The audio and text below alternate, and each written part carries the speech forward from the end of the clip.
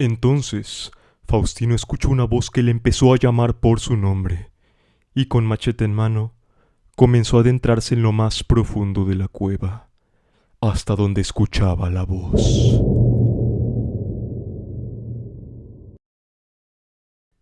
El pacto con el demonio charro que condenó a mi familia. En esta vida todo se paga. Muchas veces, hasta los inocentes pagan las culpas ajenas. Lo que les voy a contar es una maldición que cayó sobre un hombre codicioso y resentido, y cómo esta maldición afectaría a toda su familia. Todo esto siendo contado desde el punto de vista de su nieto.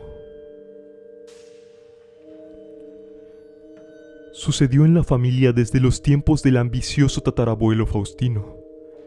Esto se ha contado de generación en generación, y yo creía que solo era un cuento, pero dolorosamente me ha tocado vivir sintiendo y viendo el dolor y el trauma que nos genera día con día hasta hoy aquella maldición. El tatarabuelo Faustino fue un joven huérfano que se crió trabajando en los tiempos de las granjas y los hacendados. Y como algunos sabrán, en aquellos años los hacendados abusaban de los campesinos y no se tentaban el corazón con los trabajadores, quienes muchos apenas eran unos niños. Uno de esos niños era el tatarabuelo Faustino, quien un día, impulsado por la miserable paga, los gastos de medicinas para su madre enferma y el hambre, lo llevaron por el camino del crimen, por lo que se le ocurrió robarse unas mazorcas de maíz y esconderlas en una cuevita que había afuera de la granja, la cual tapó muy bien con piedritas que había recolectado. Una vez terminada la jornada de trabajo, cuando la puesta de sol empezaba a apreciarse, el pequeño Faustino fue por sus mazorcas y se las echó en el morral. Pero, a lo lejos, y cada vez más cerca, unas pisadas de botas hacían crujir la tierra. Era el capataz, quien lo había estado siguiendo, y al descubrirlo con las manos en la masa, lo agarró por la camisa y lo llevó ante el patrón. Cuando estuvieron delante del patrón, el capataz explicó lo de las mazorcas robadas, y el patrón, al comprobar todo esto, le dio unos azotes al pobre Faustino, humillándolo y diciéndole cosas como indio muerto de hambre. Muy enojado y con el orgullo herido, se levantó del suelo y le dijo al patrón: «Viejo maldito, esto que me hiciste no se va a quedar así. Un día voy a ser dueño de esta hacienda y te voy a sacar a patadas». Lejos de ofenderse, aquel asentado patrón, sintiéndose poderoso, se empezó a reír, y al terminar su carcajada le dijo: «No te cuelgo de ese árbol porque quiero ver cuándo vas a ser el dueño de esta hacienda y cómo es que me vas a sacar de aquí». El patrón le dijo sarcásticamente al capataz: «Encárgate de sacar al dueño de esta hacienda y me lo avientas al estiércol de los caballos, junto con sus mazorcas que lleva en ese roto morral». Y ese día de vergüenza, nos contó alguna vez Faustino, nunca se le iba a olvidar.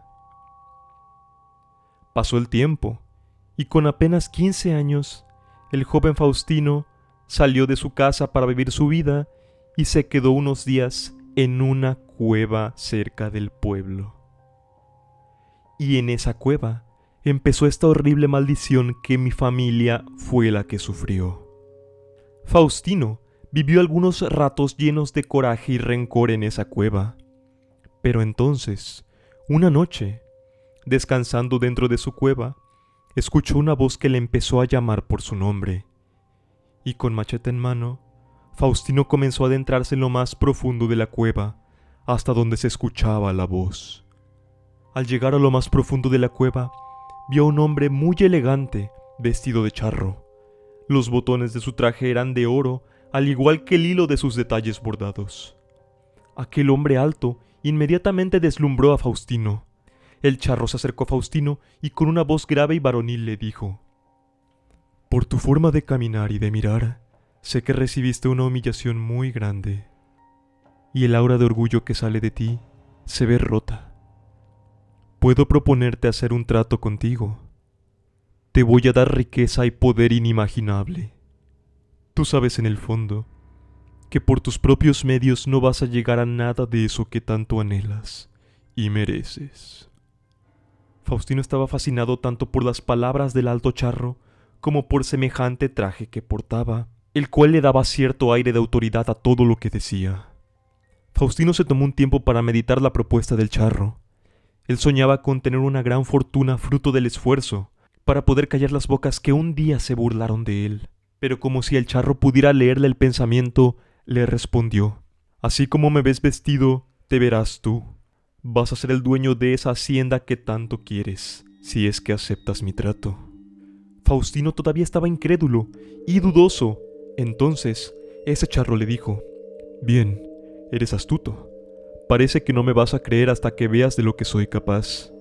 Si es así, entonces, tráeme unas piedras. Faustino rápidamente preguntó: ¿piedras? ¿Me quieres ver la cara? Y el charro le dijo firmemente: no preguntes, solo hazlo. Faustino, aún incrédulo, se agachó y con ambas manos tomó un puñado de piedras del suelo seco y se las dio al charro. Este las tomó con una sola mano y las apretó fuertemente cerrando el puño, y cuando extendió la palma de su mano, el mineral había cambiado completamente. En la palma de aquel charro se hallaba un puñado de oro sólido. En ese momento, Faustino comprendió con quién estaba hablando, y el charro, al ver su asombro, se rió y le dijo: ¿ahora sí ya entendiste? Faustino era joven, pero desde muy pequeño sabía que nada era gratis en esta vida, por lo que sabía que lo que el charro le ofrecía no era solo porque sí. Había un precio que pagar. Pero su odio y rencor no lo dejaron pensar mucho en estas consecuencias, y entonces Faustino le dijo al charro que aceptaba el trato y que qué era lo que quería a cambio. A lo que el charro le contestó: es simple, lo que quiero es tu alma y al primer hijo varón de tu nieto. A lo que Faustino, tratando de defender a su aún inexistente familia, le contestó: ¿es que mi alma no te basta? Y el charro respondió burlonamente: no, te estoy ofreciendo demasiado. Un alma no basta para la riqueza y el poder que te voy a dar, Faustino. El joven Faustino reflexionó e hizo otra pregunta: pero dime, ¿cuánto tiempo voy a vivir? El charro le contestó: el tiempo suficiente para que disfrutes tu riqueza, tu poder y de muchas mujeres. Faustino finalmente contestó: bueno, creo que le dejaré heredada una parte de mi fortuna a mi nieto para compensar. Dijo así, aceptando el trato.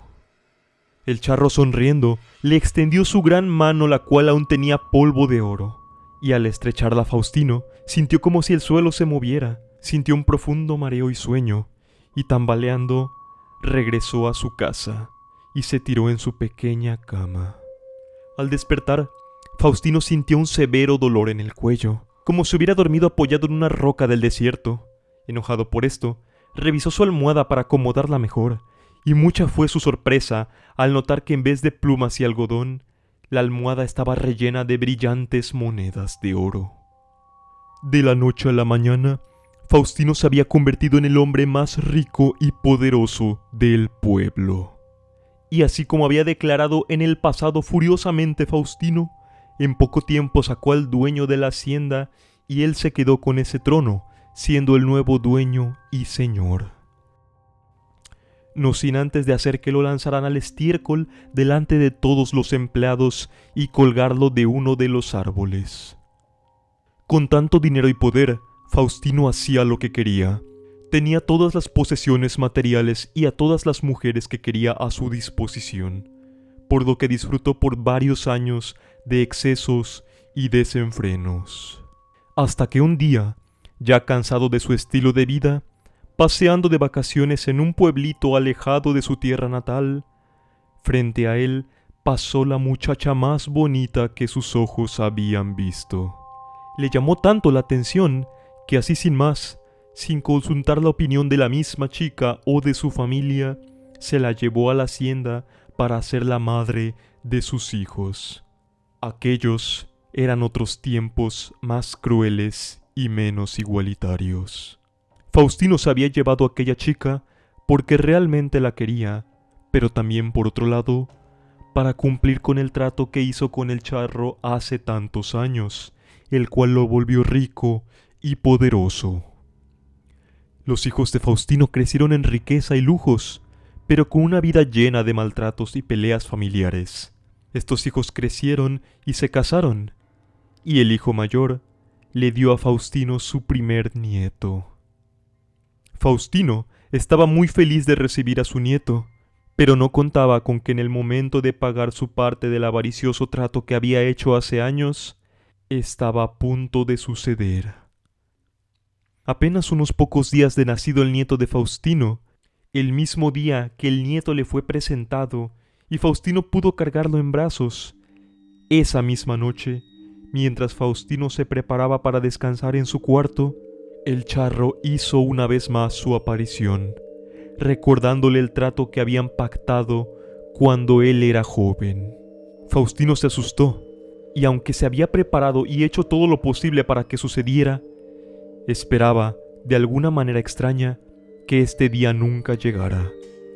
Y más fue su miedo cuando el charro que le atormentaba cambió de aspecto ante sus ojos.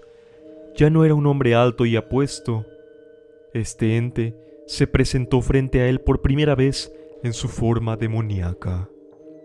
Rasgos humanoides, pero de piel rojiza y robusta, una cara de bestia con fauces y mirada amenazante, como la de un animal acechando su presa.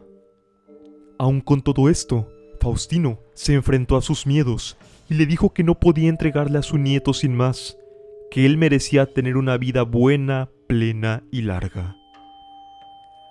Aquel demonio dejó ver con una mirada intensa que estaba ofendido ante el incumplimiento de la palabra de Faustino, por lo que le dijo: «Ya que no eres capaz de cumplir tus promesas, sobre ti caerá la maldición que alguna vez aceptaste para tu nieto, y mi huella quedará sobre todo tu legado familiar». Entonces aquel demonio se esfumó al instante. Faustino estaba preocupado, tanto que se le notaba algo enfermo, así que tomó todas las precauciones humanas posibles. Al tener tanto poder, Faustino estaba consciente de que sus enemigos intentarían acabar con él, por lo que tenía una serie de escondites y búnkers en sus terrenos. Se refugió en el búnker más cómodo y más grande que tenía a su disposición por unos días. Pensando que aquel demonio no lograría entrar para llevárselo, su familia, preocupada y sin saber la situación, pues Faustino les había mentido diciéndoles que el problema era con una pandilla enemiga, iban a verlo al búnker por las noches de vez en cuando para llevarle provisiones. Pero cuando entraban a verlo, lo encontraban con huellas y quemaduras en todo su cuerpo. Dicen algunos familiares que eran unas marcas de manos enormes. Así estuvieron las cosas por unas semanas, hasta que una madrugada, un fuerte estruendo se escuchó en aquel búnker, acompañado de un grito desgarrador. Toda mi familia, que estaba en el rancho cercano, fue a ver, y al entrar a aquel lugar se encontraron con una terrorífica escena. Encontraron el cuerpo de Faustino en posición fetal y completamente carbonizado.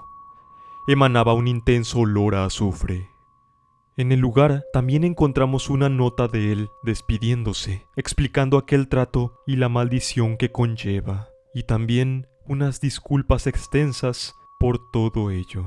Después de eso, los negocios familiares se vinieron abajo. Las alianzas poderosas que había cosechado Faustino se cortaron y de repente la riqueza de la familia que había dejado Faustino se fue como agua entre las manos. Pero las cosas no acabaron ahí, porque Faustino había dejado en su carta final que había intentado defender el alma inocente de su nieto, el alma inocente que había prometido al inicio, y esa alma fue la de mi padre, Rodrigo. Cuando mi papá nació, llegó a este mundo con una marca similar a una pequeña quemadura en el brazo, muy cerca de la mano, lo cual parecía un mal augurio. Sin embargo, la vida de mi papá hasta cierto punto transcurrió con normalidad. La carta de Faustino con el pasar de los años fue tomada con burlas entre la familia, pues habían pasado los años y las décadas, y quizá, por protegerse de los malos recuerdos, decían que el abuelo Faustino estaba delirando en sus últimos días, y alguien a quien Faustino le había hecho daño en el pasado, quizá burlándose o arrebatándole terrenos, decidió vengarse de una forma cruel. Quitando el horrible tema de su muerte, todo lo que quedaba eran burlas y risas hacia Rodrigo, pues era el tema de conversación recurrente en todas las reuniones familiares. Aquella marca de maldición con la que Rodrigo cargaba fue motivo de burlas por muchos años más. Hasta que un día, después de una larga noche de fiesta, Rodrigo se levantó cansado y muy pensativo. Su madre le preguntó que qué era lo que le pasaba, y él reflexivo contestó: no lo sé, siento como si hubiera soñado o vivido algo extraño, pero tengo el recuerdo de haber conocido a un charro muy alto, y él dijo que venía a cobrar la deuda de Faustino, que el plazo era hoy y que me iba a esperar en la noche.